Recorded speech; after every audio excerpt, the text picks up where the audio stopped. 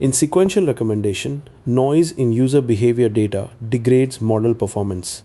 This research introduces AdaptedKG, a method that adapts knowledge graphs for behavior, denoising without modifying the recommendation backbone.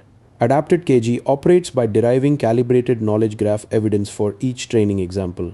It does not require adding graph representations to the recommendation model, keeping the backbone unchanged during inference. Sample-specific scores are computed offline using training interactions and a fixed KG.